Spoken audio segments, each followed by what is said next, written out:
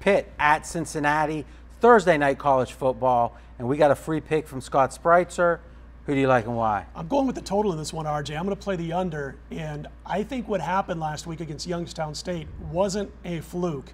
But at the same time, from some of the comments that were made by Paul Chryst, the new Pitt Panther coach, and some of the players talking about at times being almost baffled by Youngstown's spread offense and having all of camp to prepare for it, I don't think they spent much time at all on Youngstown, and we're looking ahead to this game in the Big East against Cincinnati, and I think they got caught with their pants down. So how would you characterize what you saw in that Pitt-Youngstown State game? I saw one team that was absolutely not prepared. I mean, look at what happened. Youngstown had a 10-play drive for 79 yards, two 15-play drives, one for 92, one for 79 yards. They had a 12-play drive for 67 yards. They had a total of 5 drives of 10 plays or more. Pittsburgh was not looking at that game, but now they're going up against a Cincinnati team that has the up-the-middle tool that I like to call it. I know it's a baseball term, but I use it in my handicapping for college football. Cincinnati has a new center, a new quarterback, and a new starting running back.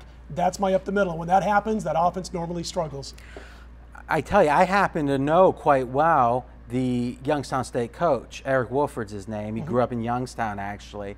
And I tell you, he is a master motivator at that level. And they actually played, I think it was Michigan State, really well the year before. It's a good team. He's the type of guy that's going to get his players thinking they can run through a wall. So I would say Youngstown State's probably going to overperform against these D1 teams. I wouldn't be overreact, as you said.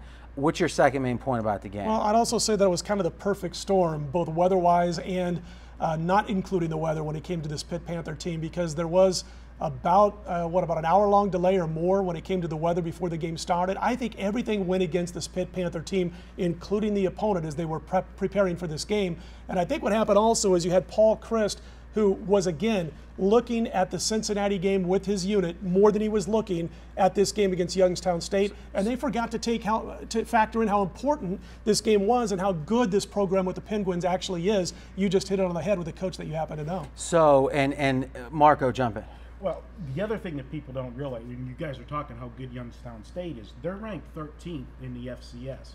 The other point is there was a lot of Youngstown State fans at this game. I mean, they're only 70 miles away from Pittsburgh.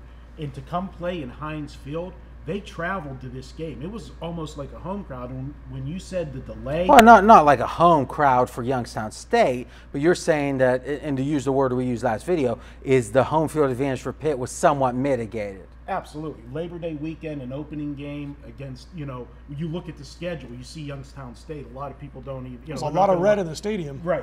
They're not going to go to that first game. The crowd was there, and I got to agree with Scott. That's a bad spot. Anytime you have a Thursday team or a Saturday team playing a Thursday game, that's a negative, a possible look ahead for a nationally televised So when game. you say a Saturday team, what is a Saturday team? A team that plays on Saturday and is going to come back and play a Thursday night game. A lot of times teams schedule a bye week, but because this is the beginning of the season, Pitt didn't. But one of the advantages that I'll say for you with your underplay. But hold on, let me understand this. They played on Thursday, then they're playing in 10 more days, right? They played this Saturday and then played on a short week. Okay, so excellent. So your point is, hey, it's the first game of the year. It's against the BCS team. Look ahead because, hey, we don't have much time for this second game. An offense you're not used to, but like you said with Cincinnati, they're a traditional offense that it's going to be better. Pitt's going to be better prepared for.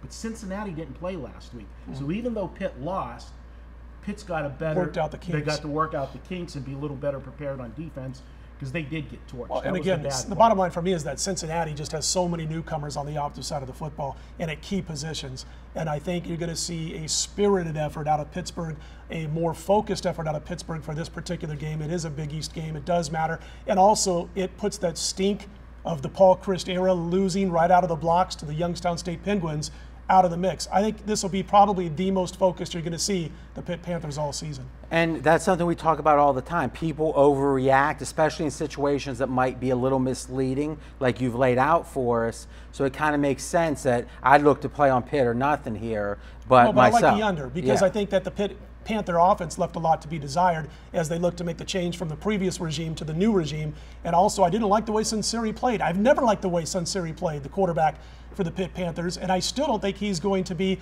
the kind of guy who week in, week out can complete 65% of his passes in this offense. I think in this particular game, he very well might. I think Cincinnati's in some trouble here, but I also like the under. I think it stays low scoring. Main point from you, VR. We're making too many excuses for this Pitt team. Bottom line is they came in with a lot of hype.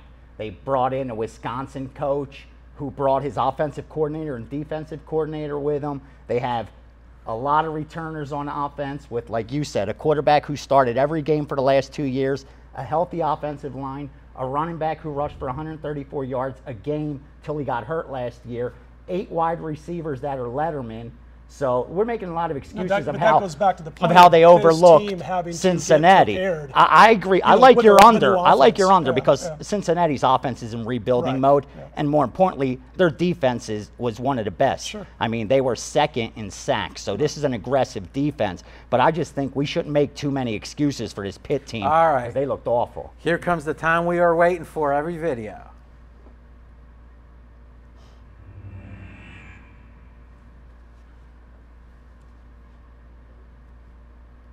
My best bet this week is on the under between Pittsburgh and Cincinnati, Thursday night Big East football. And again, for all those reasons mentioned above, but especially I think you're going to see a better defensive effort out of Pitt.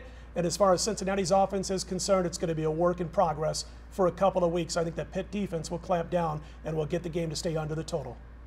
All right, guys, good stuff. And remember, we're doing a ton of videos now with our new studio, and we're going to be back with Friday video, Saturday videos, the whole thing. You can check them all out at pregame.tv.